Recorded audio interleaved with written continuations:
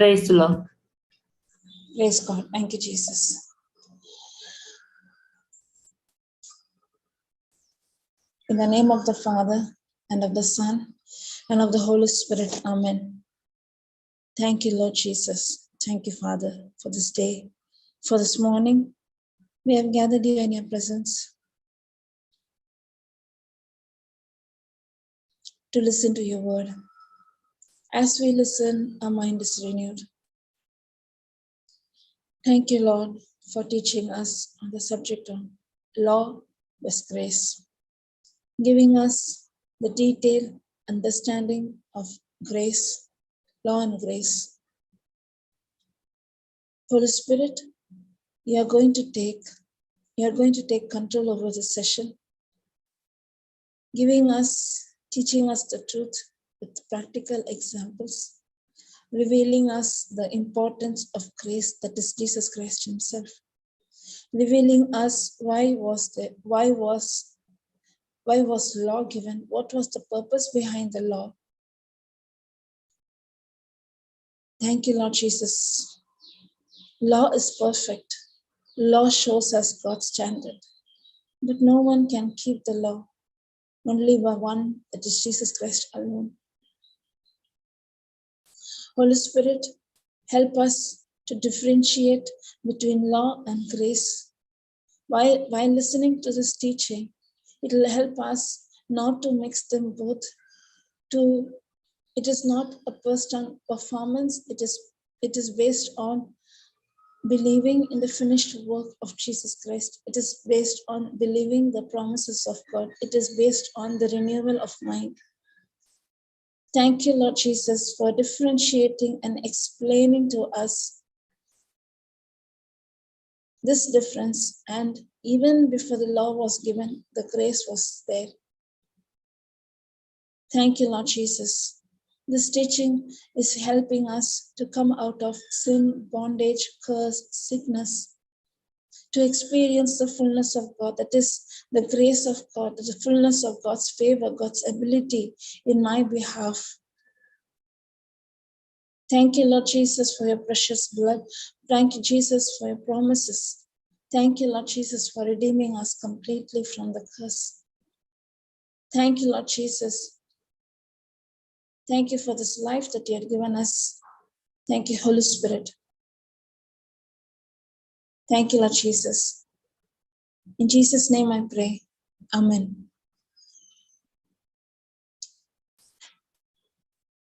Thank you, Lord Jesus, for your precious. Praise God. So we were seeing about law and grace. I would like to give a small, because it was last week. Those who are listening new to be new. Just a small recap of what we were learning. Law and grace. But I can put John chapter 1:17. John chapter 1:17.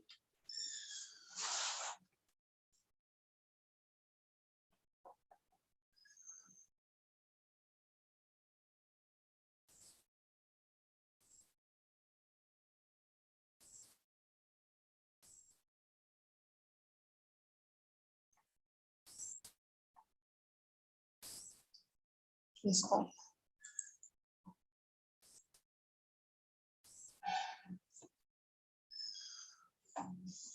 Moses gave us the law.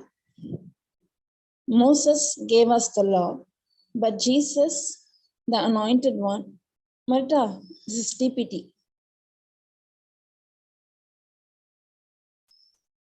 KJV. Praise God. For the law was given by Moses, but grace and truth came by Jesus Christ. The law was given by Moses. We can see here, the law was, the word here, the first sentence here it is given. The law was given by Moses, whereas grace and truth, what is grace and truth?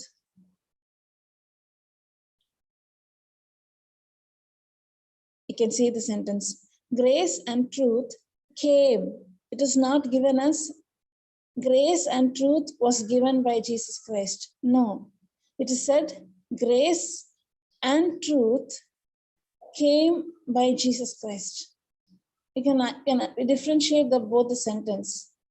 Law was given by Moses, whereas grace and truth came by Jesus Christ. It is Christ himself. The truth, the word, the promise is Jesus Christ himself. In the beginning was the word was with God, the word became flesh and dwelt among us. Jesus Christ himself is grace and truth, and he came.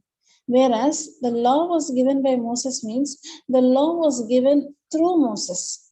It was given by God. But through Moses, it was given to keep.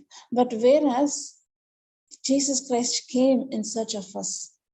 There is difference between giving and coming. Law was given, whereas grace and truth came in search of us. We are no more under the law, we are under the grace. And we are going to see the difference between the law and grace. Small recap. Law is based on our performance, whereas grace is, I don't deserve it, but God has given. I don't deserve. I don't deserve to be saved. I don't deserve. In my flesh, I was a sinner. Jesus Christ came and took the sin upon him. He paid the price for me. And now I am being accepted. Unmerited, undeserved favor. His ability, his power in my behalf. Grace is what I don't deserve. We were all destined to go to hell. My sin is cancelled. That is mercy. God did not stop till mercy. He has blessed me with all spiritual blessing, and he made me the son of God, the child of God, which I don't even deserve. The prodigal son who sinned, who took the property and went away and lavishly spent. And when he came back, he was thinking, at least let me be a servant in my father's house. But father did not accept him as a servant. He was longing and he was waiting for him. He accepted him as his son. He was waiting for the son to come back. That father represents our heavenly Father. God is not there to punish us, to judge us, but to love us. Instead of punishing me, my punishment is cancelled. And not only my punishment is cancelled, he has positioned me in a son. He has given me the Spirit to call him Abba Father. The ministry of the Holy Spirit. We are sealed with the same Holy Spirit who raised Christ from the dead. We are sealed with the same anointing, same Holy Spirit. The ministry, we are being led by the Holy Spirit, that is known as grace. And this Jesus Christ came in search of us. This is the basic difference. Whereas law was given and it was based on the performance. I need to keep all the law. Deuteronomy chapter 28 says, if a person keeps the law, he's being blessed from 1 to 15. 15 above, most of the scripture says about if the person does not keep the law, he is under curse.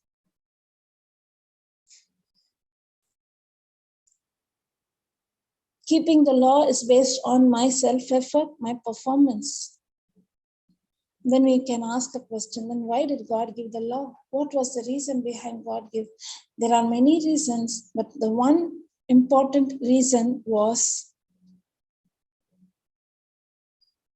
to keep the bloodline pure, for Messiah to come and give himself, to fulfill the law, give himself as a living sacrifice. The law was given to make the way straight, to Messiah to be born. In the old covenant, that is under the law, the old covenant people kept the law not because they love Christ, because they were fear of the punishment. They were fear of the curse. The law was enforced on them. Because of fear, they kept the law.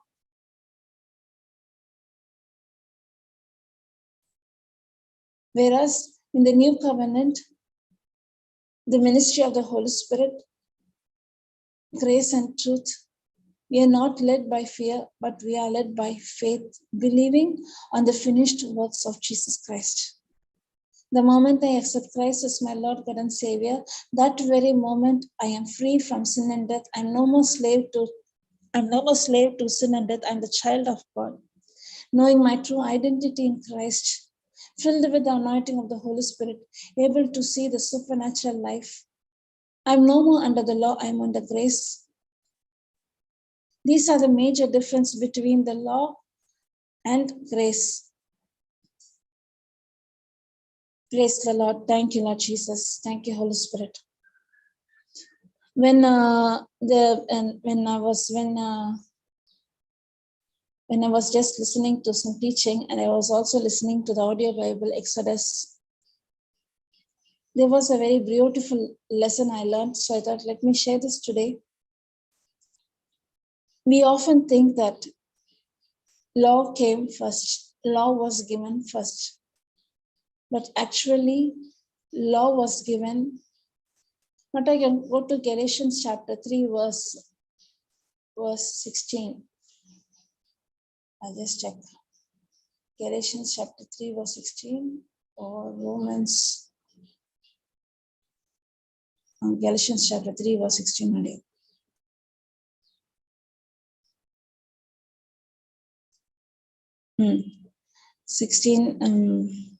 17th verse, 16 and 17th verse. Praise God.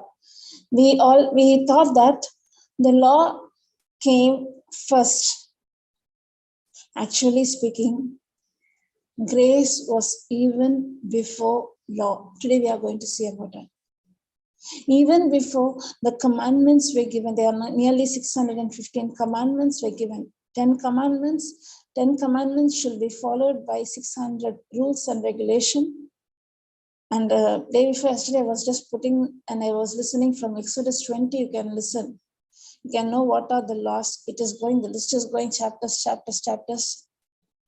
We don't even know what are the 615 rules and regulation. If we really want to live a life based on the law, we'll miserably fail. No one can keep the law. The law was given to show God's standard. That is why God knew that no one is able to keep the law. That is why the sin sacrifice, the burnt offering, the sacrifices, the animal sacrifices was given. I'm not able to keep, so that we give the sacrifices in behalf of ourselves. We being punished, animals were punished. Animals, when the sin was placed upon the animal was given as a sacrifice. And the animal's blood was taken into the Holy of Holies for cleansing our sin. The animal's blood was shed not to remove the sin, but to cover up, to renew. That is why these sacrifices were not only given once, it was given early, monthly, weekly, every day there were some burnt sacrifices. God knew that man cannot keep the law. Man cannot live to God's standard. But before the law was given, grace was there. Promise was there. Law said you should do this, then only you'll receive this. If you keep this law, you'll receive the blessing. If you disobey the law, you will be under curse. You'll be under punishment. So if you want to avoid punishment, you need to sacrifice your cattle, your animals. Law was like that. But whereas grace is God's favor, God's ability in my behalf. I don't deserve it, but God is there for me. This grace, this promise was given even before the law came into existence. Let us see Romans chapter 3:16. Now to Abraham and his seed were the promise made. He said not, 3:16. Sorry, Galatians. Sorry, Mata. That is what. Sorry. Galatians 3:16. Sorry.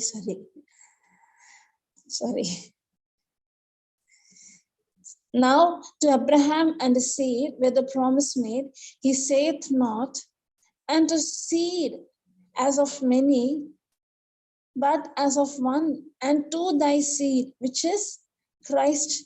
The promise was given to whom? to Abraham. Even before the law came, the promise was there. The promise was God has chosen Abraham not because of his performance. Abraham believed and obeyed what God, hearkened to the voice of God. He believed in the promise of God. He readily accepted it. And this promise through Abraham, it was given to thy seed, where Jesus Christ was mentioned as seed is known as Jesus Christ himself. The promise for you and me was given to Abraham even before the law came into existence. And this I say that the covenant that was confirmed before God in Christ, the law, before the law, the covenant was there, which was 400 years and 30 after, cannot disannul, that should make the promise of none effect. For if the inheritance is by the law, it is no more of promise, but God gave it to Abraham by promise. Most of the time, without this understanding, most of the time we ignorantly, even after listening to the truth, what we do is we mix law and grace. I need to do certain things. I need to get up in the morning. I need to read everyday Bible verse. Then only I can hear God's voice. Praying in tongues is to communicate with God. It is a love language. It is a relationship with God. How many of us had made that prayer as praying in tongue as legalistic? Every day I should pray 1 hour in tongues. We make it as a law. Confessing the scripture is to open up and release faithful words to see supernatural manifestation in our life. But how many of us made confessing, today I need to make the confession, I need to do this confession, every day I need to do this confession. How many of us made it as a legalistic, under the law, as a ritual, as a duty to do it? God is not at all interested in our performance. God knew that we cannot keep a standard in our performance. We need grace. This grace was given even before the law came. Grace was there. Abraham was not Mr. Perfect. Abraham had weakness in him. But Abraham, what is so special in Abraham is Abraham listened to the voice and he did. He believed the promise. That shows believing means my action corresponding to the message. When God called Abraham and said, leave your father's place and go to the place, the promised land where I show you. He was at the age of 75.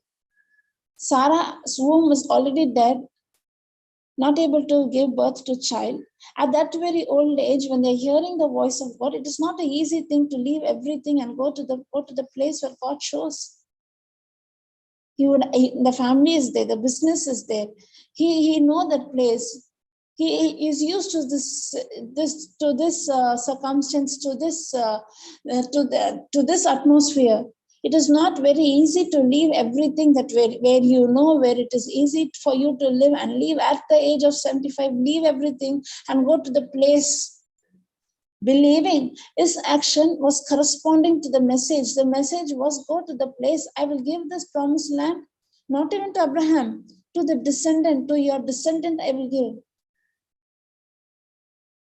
He just believed in the promise, and God, I can go to Genesis chapter 12.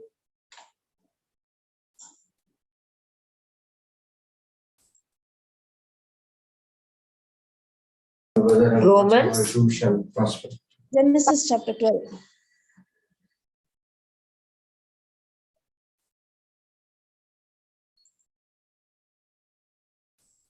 Praise God. See the promise that was given. And this promise was not given to Abraham, to the seed, to Jesus Christ. And through Christ, it is for us.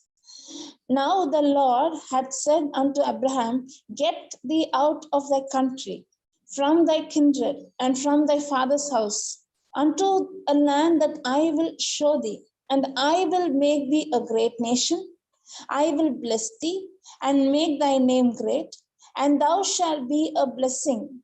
And I will bless thee, and curse that curseth thee. And in thee shall all families of the earth be blessed. Mark that word. In thee shall all families of the earth be blessed. This is a prophetic word. So Abraham departed as the Lord had spoken unto him, and Lot sent him. And Abraham was 75 years old when he departed out of Haran, his father's place. In thee shall all families of the earth be blessed. How come only Abraham is chosen? Only Abraham's descendants are going to receive the promise. How come the whole world can be blessed to Abraham?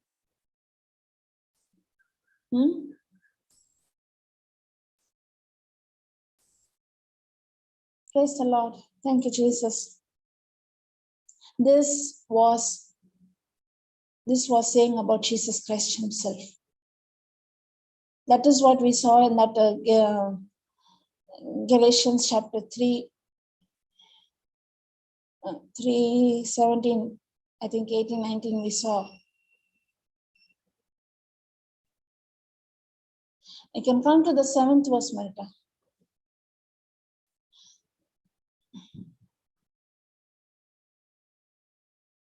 Not Galatians, Genesis chapter 12, 7th verse.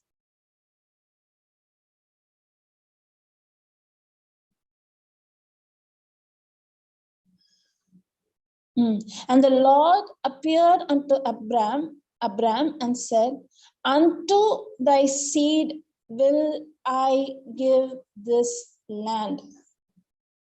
Unto thy seed, singular seed, will I give this land. And there builded he an altar unto the Lord who appeared unto him. Now you can come to Galatians. See, here comes unto thy seed, and it is clearly given in Galatians 3. Wait, which one? The seed. Galatians chapter 3, 19.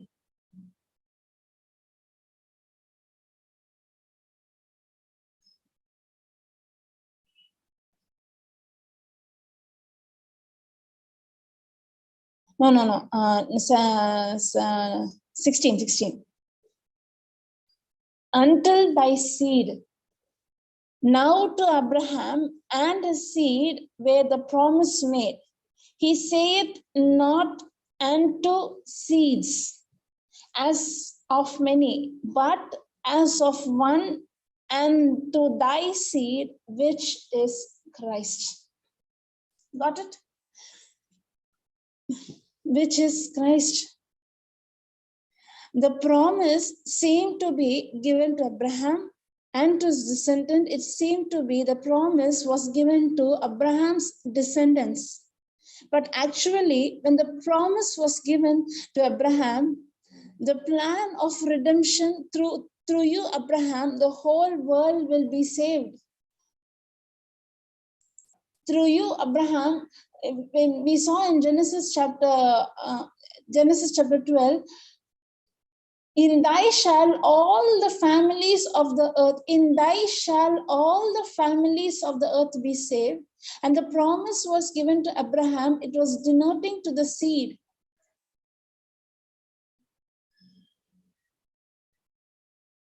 And Lord appeared unto Abraham and said, unto thy seed will I give this land.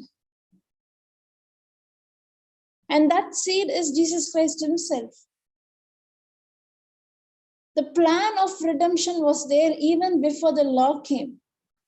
Even the law, before the law, based on a performance, there was grace. Abraham was not Mr. Perfect. He had flaw in him. He said his wife is not his wife, his sister, in order to save his life. He listened to his Sarah's voice, and he had relationship with Hagar, and that is how Ismail was born. He had weakness, But the good news is Abraham, even though he fall, he was ready to listen to God's voice. No one can be perfect. God knew that the human fallen nature, he cannot be perfect in his deeds, in his action. We cannot be perfect. But even though Abraham fell, even though Abraham made wrong choice, he came back to God. He repented. He came to God. He was listening to God's voice. He did what God's word says. Its faith shows that when he was ready to give Isaac as a living sacrifice. Because God has already promised in Genesis chapter 17, he had promised through Abraham and Sarah, Isaac will be born. Through Isaac, I will bless the generation. That promise was there. When Jesus Christ asked Isaac for sacrifice, Abraham did not waver because God had already promised through Isaac is going to bless his generation. Isaac is a promised child. That shows the faith, that shows, that shows what was the quality and nature of Abraham. He was considered to be faithful not because of his action. He believed in his promises of God. Grace was there even before the law came into existence.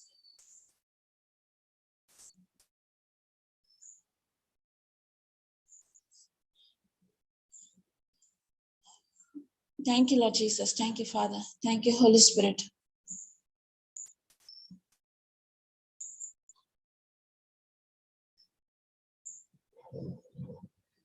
We think that God is looking into our performance.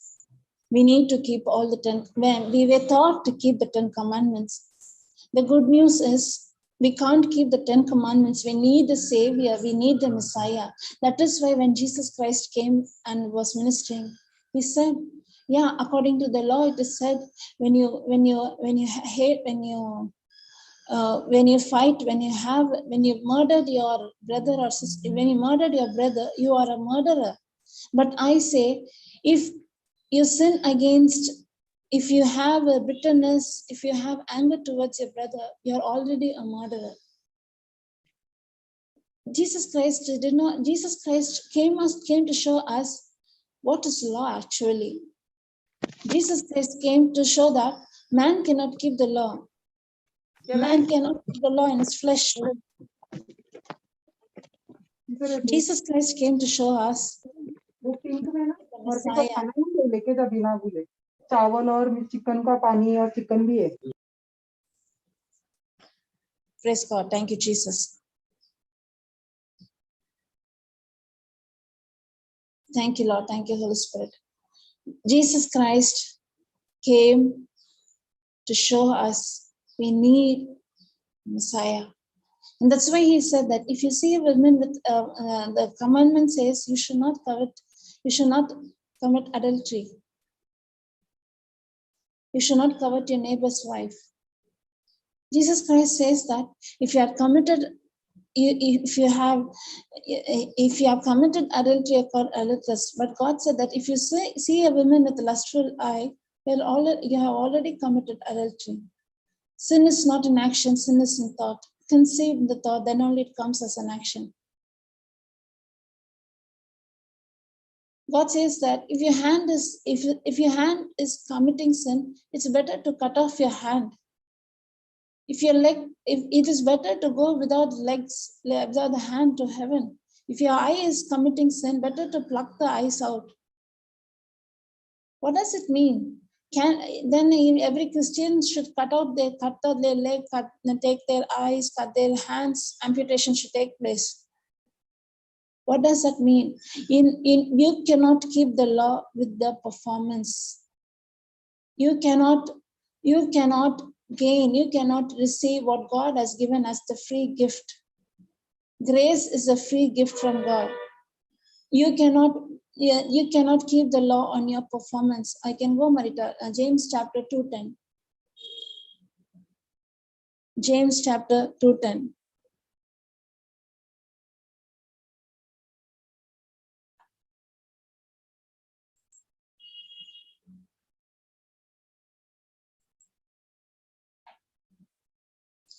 For whosoever shall keep the whole law and yet offend in one point, he is guilty of all.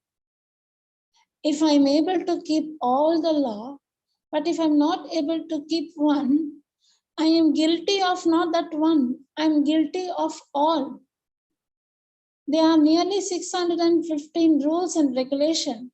If I'm not able to keep one, I'm guilty of all. Can anyone keep the law in their flesh? I'll say what is sin. James chapter 4:17, I think. James chapter 4:17.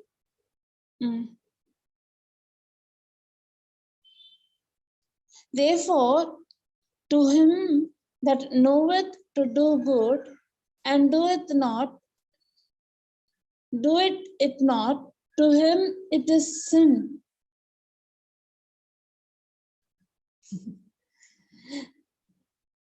If I know to do good and if I don't do it, it is considered to be sin. How many times in our life we had the opportunity to do good and we did not do it? Every day in our everyday life. I'm going by the street, I'm seeing a beggar, I'm seeing a mad person, I'm seeing the homeless, I'm seeing the thirst, I'm seeing accidents taking place. Many things I see in this life. I'm seeing someone is abusing his wife, beating him, domestic violence taking place in front of my eye. Never I went and stopped or helped. Many a times when I used to go in the street, I'd see there will be some people, they don't even know who they are. We don't even go near them. When we see them, we are scared of them. I know that I can give some money. I can go and take him and place in some rehab. I can take a step to go and help, but I'm not going and helping. I'm so self-centered. Why should I take risk and take him and place him there? I don't know if I go near him. I don't know how will he? I don't know whether he'll attack me or not. I don't even go near that person. I'll take a step to move away from that person and move away. Knowing to do good. Many a times we know to do good. In our family, our elders will be there. Our grandmas are there. Grandpas are there. Those who are sick, we know that we need to take care of them. We know that we need to spend time with them. How many of us did we take a step to spend time with them? We know that we should do. I don't have time. I'm busy. I need my work to do. I have my work. I know to do good, but I don't do. It is sin. Now come James chapter 2:10. Now, if you're not able to, if you didn't keep one, when I was listening to Exodus chapter 20 onwards, many, if a person, if your cattle goes and it goes in others' field, means you should repay their money. You should take the in charge of the money. If a pregnant woman is being suppose by accident someone has hurted the pregnant woman, that woman should be taken care through a delivery process. The expenses should be taken care by the victim, depending upon the injuries present. If you do something to a widow, you should give 3 times back. And God's law is very, if your cattle, if you give your property or if your jewel to the neighbor's house and it is being lost, that the person who has taken it should repay it 2 times. And all these laws and regulations, when I hear no man can keep all the regulations and rules and regulations. This is one beautiful example, James chapter 4:17. We know to do good. If I'm not doing good, it is a sin to me. In a lifetime, I can be Mr. Perfect. I know all the law. I know all the commandments. I can be a preacher. I can stand on the stage and I can say the scriptures. I know what a sinner I am in my thought. No one can sense what a sinner I am in my thought, but I know personally. I know that I am not eligible to receive God's grace. I also know that I cannot keep the law in my flesh and blood.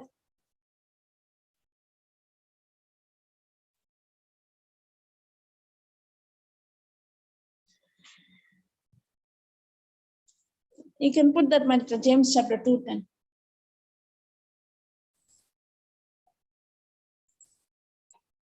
For whosoever shall keep the whole law and yet offend in one point, he is guilty of all.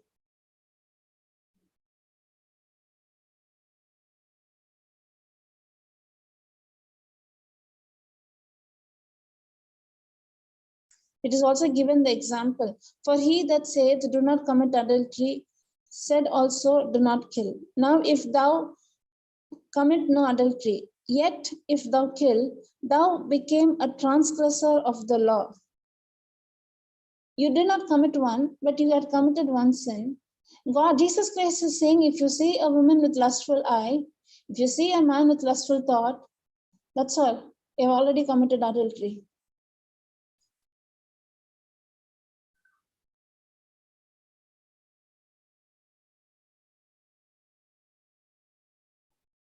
No one is perfect. No one is perfect. I don't deserve this grace. I don't deserve, but it is God's love and mercy.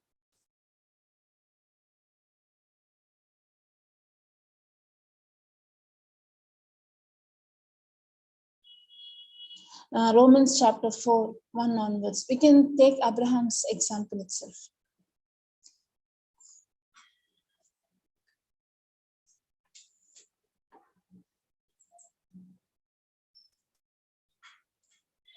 Able to understand? Praise God. Romans chapter 4, 2, verse 2 onwards, 1, 2.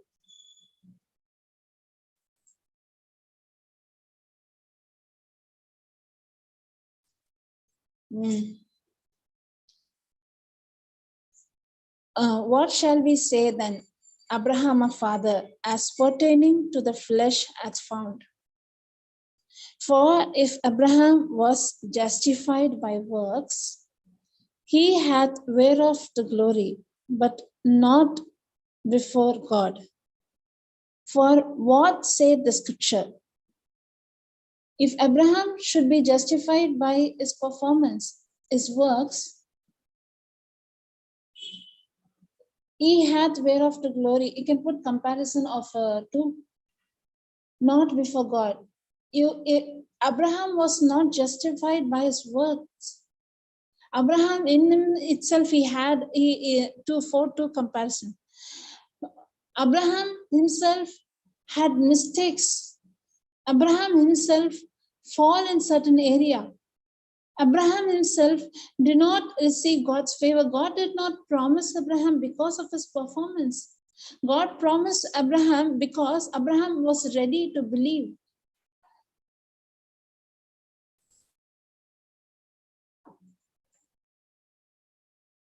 Once again, I take amplified 4:2.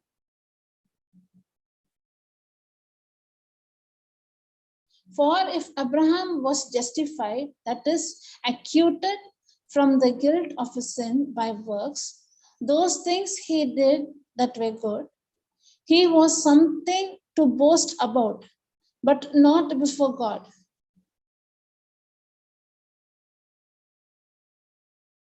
If Abraham was justified, that is guilt, if Abraham was justified by his works, then he would have taken the credit by himself. Because I am Mr. Perfect, God has chosen me. The credit won't be of God.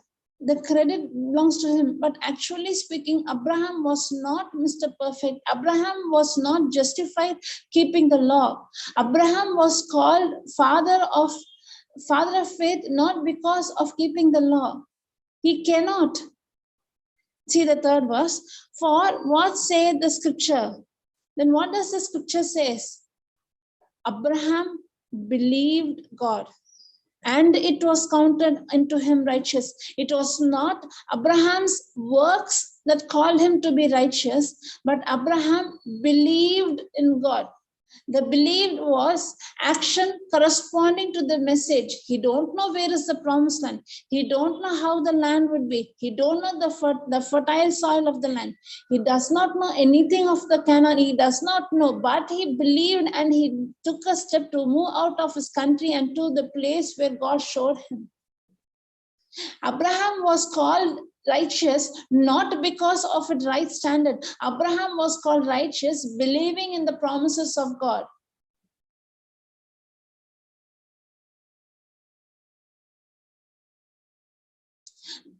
I can put 4:3 comparison, possible or amplified. Praise God.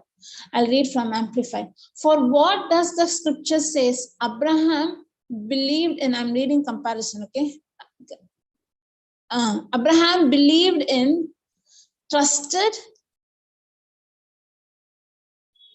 amplified. 4:3 only, no? 4:3.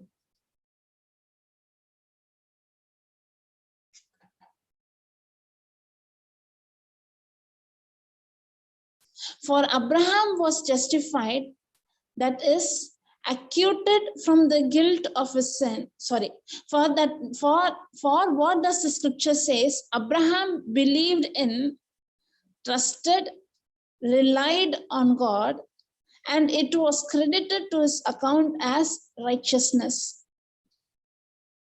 He believed in. It is not based on his work. The previous verse says, for if Abraham was justified, that is acquitted from the guilt of his sin by works, those things which he did were of good. He has something to boast about, but not before God. But it was not that case. In Abraham's case, for what does the scripture say? Abraham believed in, trusted, and relied on God. He did not receive God's favor based on his performance. He received God's favor by believing. He did not receive the promises of God through works. He received the promises of God by believing in the promise of God, believing and hearkening to the voice of God. And it was credited because he believed and he did what God said, and it was credited to his account as righteous. He was called to be righteous not by performance. He was called to be righteous by believing in believing in the voice of God. Righteousness is right living, right standard with God. He was called the righteous not because of his self-efforts, not because of his action. He was called the righteous believing in the voice of God. Believing. We are not righteous because I'm Mr. Perfect. I do everything according to the law, so I'm called righteous. Never. No one can keep the law. God himself knows that no one can keep the law. When I was reading Exodus chapter 19, tomorrow we'll see about that. We can see the difference we can see what happened when the law came, actually what happened when the grace was given. We can see those differences tomorrow. When I was reading this, it clearly showed that God promised Abraham, this promised land I will give to you, to your descendant. I'll give to the Israelites, the promised land known as Canaan. And actually they were slaves in Egypt. This particular verse touched me a lot yesterday while I was listening. Exodus chapter 19:4, Maita. Exodus chapter 19:4.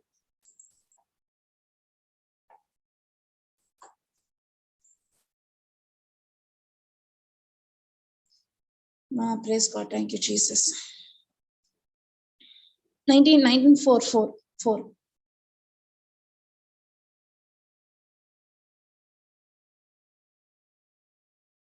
I left the Bible. Praise God. Thank you, Jesus. You have seen what I did unto the Egyptian, and now I bear you on eagle's wing and brought you unto myself.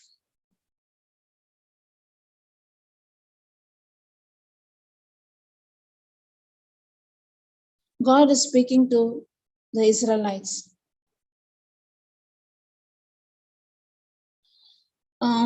We'll see tomorrow about this. Till the law was given, when the 10 commandments, the Mosaic law, was given to God. Before that, they were under grace. God himself brought them out of Egypt to the promised land. It is said that like the eagle carries on the wing, God was protecting them during the daytime and the nighttime. God was providing them the food, the manna, the ravens. God was providing everything. God was providing them. God was giving shelter to them. God fought the battle for them with the Gentiles. God partitioned the Red Sea. They were able to go through the Red Sea. They saw God's majesty, God's protection. It is clearly said that God carried them like the eagle carries on his wing. God's protection was there even before the law was given. God had an intimate relationship with the Jew, with the chosen people. From the Genesis till the books of Exodus, it is nearly 400, about 500 years. This period was God's grace. We'll see for what reason the law was given, how the Israelites behaved when the law was given, what really happened. One thing, the day the law was given, God said that this Mount Sinai, I'm giving the law. When the law was given, 3,000 of them died. The moment the first law was, I am the Lord your God, you shall have no other God before me. The moment the law was given, the Israelites made a calf and they were worshipping. The idol worship started. The moment the law was given, that very moment, they said that we can follow. In Exodus chapter 19, they said you can give all the law, we are able to follow all. God knew that they cannot even keep one commandment. The time the law was given, that very moment they committed the sin against the first very law.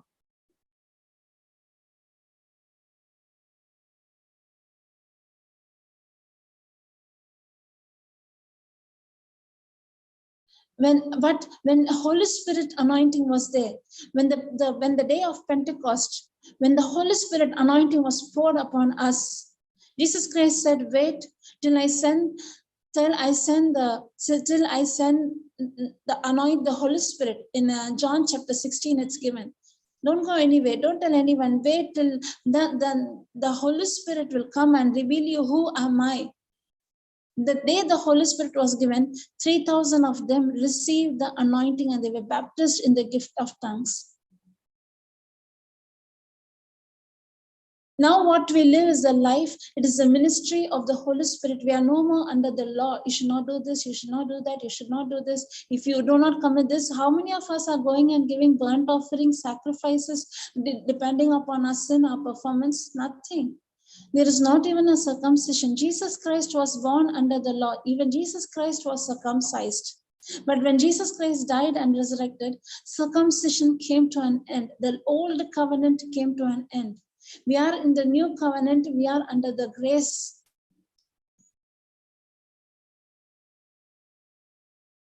Repentance is not an action. Repentance is the renewal of mind.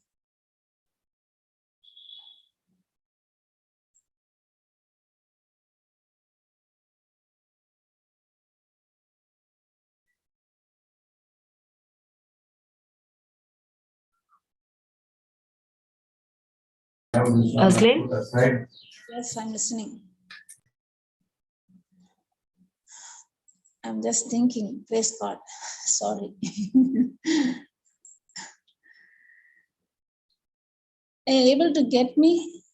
I'll ask Anu. Anu, sample for Anu, Sister Lily. அக்கா price card அக்கா. ஏதாவது புரிஞ்சுதா? எல்லாமே வித்தியாசமா இருக்கா? இல்லக்கா புரிஞ்சுதுக்கா. புரிஞ்சுது sister. Sister Lily is answering. You got understood, sister? Yes, sister. Very much. Very long grace.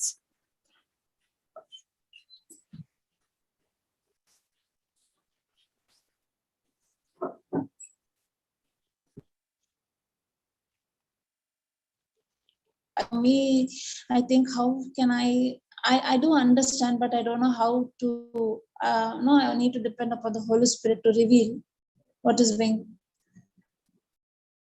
Praise God.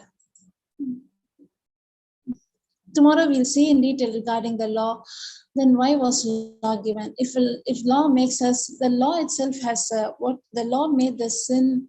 Law helped us. Law made the sin. Law made us to know. Gave us the knowledge of sin.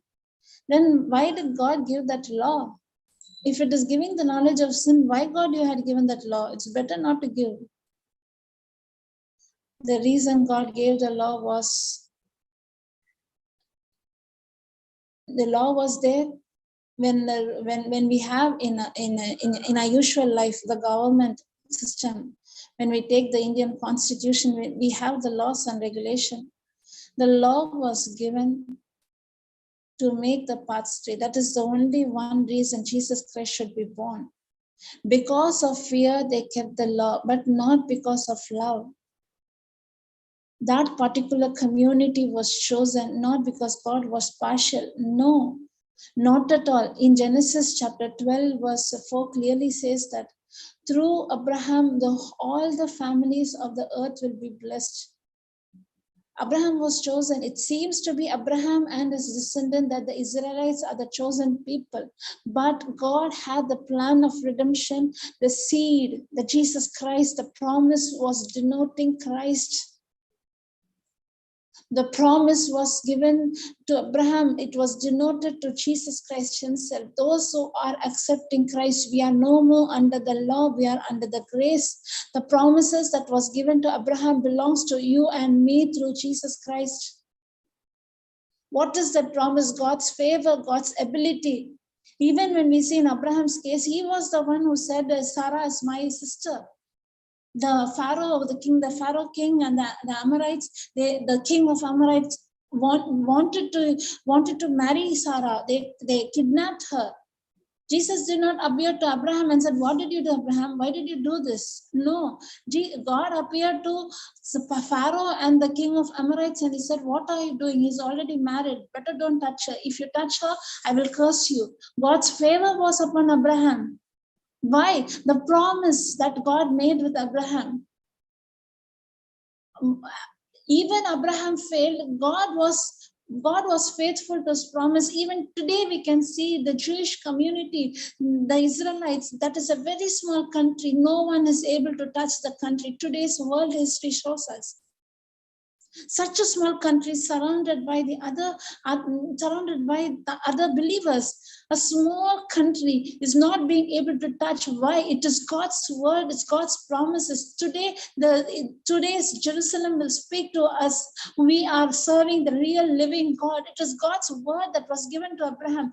Till date that we can see God's word being alive and active. What else evidence we need to know that God is the real God? Jesus Christ is the Messiah who had come to redeem us from the curse of the law.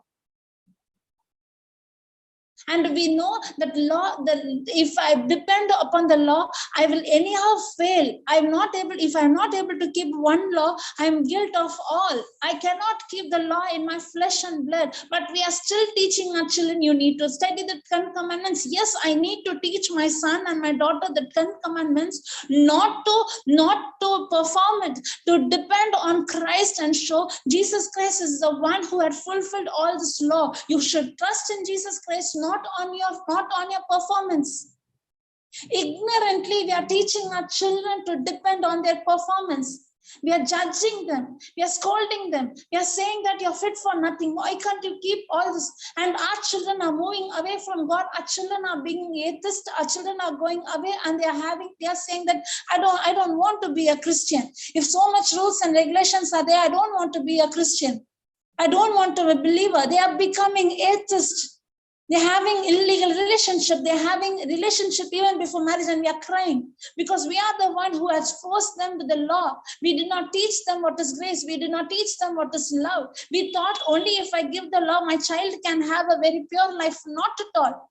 When you give the law, when you say don't do this, when you don't do this, the thought will say them to do that.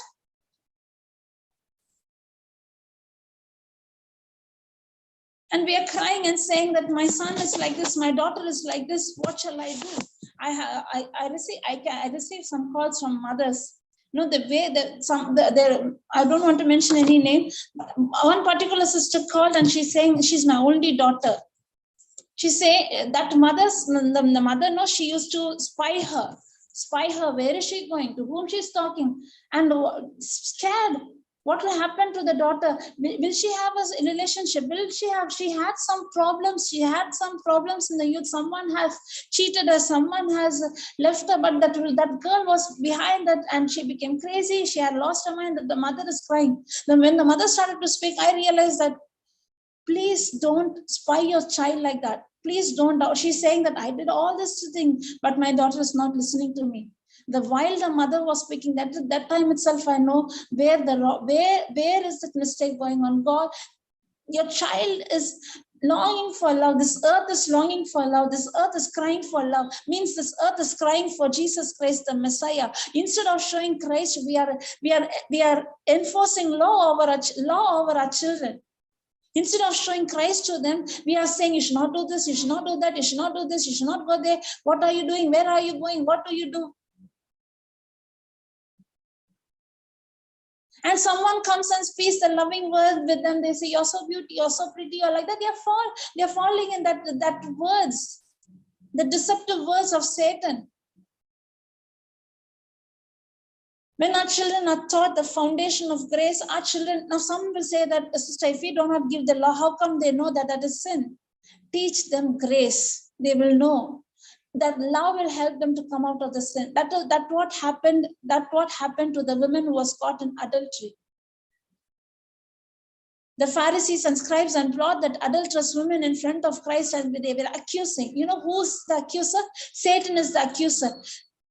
Satan, anyhow, Satan will come and accuse. If you follow all the law, if you did not follow one law, he will come and accuse you. You didn't follow that. Even if you do good, he will show you did not do to the perfection. Satan is the accuser. You do whatever good, he will come and find fault in that, and he will torture you and torment you. That was the law was doing. The Pharisees and scribes brought that woman in front of Christ and said she was caught in adultery. I don't know how the women only was caught. What happened to the men who was committing adultery? Who was that men? Men can commit adultery, whereas women should not. The woman was brought and she was accused in front of everyone. And that was a trap for Jesus Christ. Let us see whether what he's doing, whether he's following the law or what does he do? Actually, they brought that woman to trap Christ. But God is God of wisdom. God is God of knowledge. God said that, oh, you want to see what the law is? And he said, the one who did not commit any sin, let him be the first person to throw the stone at her. He did not say no one to stone. He did not say you should break the law. He said, the one who did not commit the sin, let him be the first person to throw the stone at her. No one were able to throw the stone at her. Everyone knew in their heart what a criminal they are. No one were there. The one who spoke and said, we have caught her in adultery. The law says us to stone her to death. Okay, if you have not committed sin, stone. Everyone left, from the younger to the elder. Everyone left. At last, only that woman was there. Jesus Christ saw her, and I said, I'm not going to condemn you. That grace and truth, that love, set that woman free forever.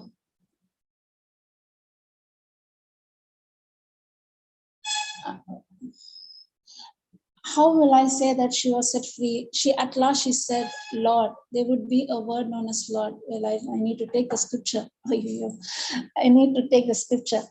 At last she said, Lord. That one word, Lord, said that she had repented. She had not committed adultery again. What are we teaching our children. What are we?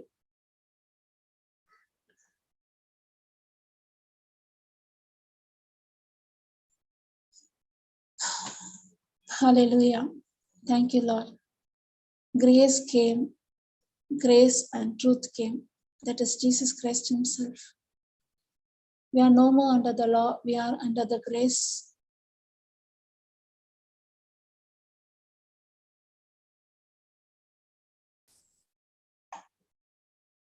Hallelujah.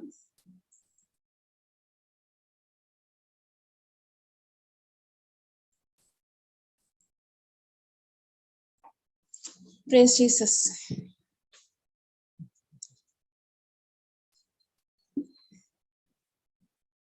Tomorrow we can see, we can continue on this subject, law and grace. Praise God.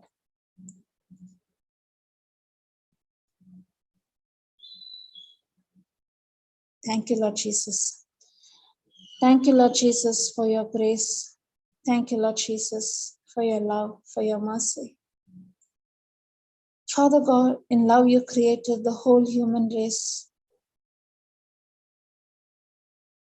One man's disobedience, sin came into this world.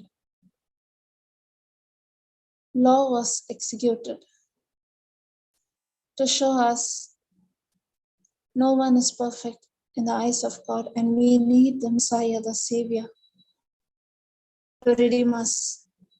And the Messiah and the Savior came, Jesus Christ came and gave himself as a living sacrifice, redeemed us. We are no more under the curse of the law. Thank you, Lord Jesus, you paid the price for our sin, sin of our children, sin of the family members. By your wounds, we are completely healed, not only physically, mentally, we are healed, Lord Jesus. Thank you, Lord Jesus, for this amazing love that you have poured over us. Grace was even there before the law was found. That seed is Jesus Christ. In that seed is Jesus Christ, according to Galatians chapter 3:14. We are there. Through Christ, the promises belongs to you and me. The promise that was made to Abraham. I'm not even worthy, Lord, for all these blessings and these promises. I deserve to go to hell. It's your love, it's your mercy that has redeemed me, redeemed us. Knowing this love from our heart, we dedicate our life to serve you, Lord, to serve the only living God. Thank you, Lord Jesus. Thank you, Father, for this anointing. Thank you, Jesus, for your precious blood. Thank you, Lord Jesus, for all the blessings. Thank you, Lord Jesus, for this life. Thank you, Lord Jesus, for the grace and the truth. In Jesus' name I pray. Amen.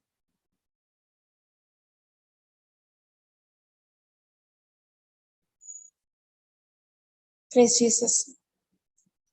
Any questions? Any doubt? If you can be free to ask. If you're not able to get, means if I know, I can tell, or I'll let you know later.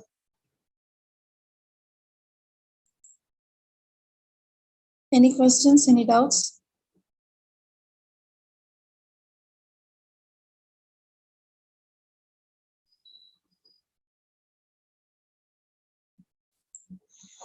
Praise Jesus. Okay, then we can meet tomorrow at 6:15. Tomorrow is a very important subject, very, very deep. I need to stay. I need to listen. Why was law given? At what moment? At what time? And why? At what moment the grace was given in its fullness? Praise God. Tomorrow we are going to see about it.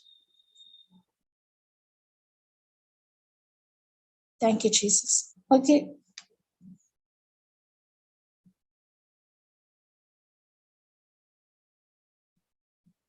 Thank you, Marita.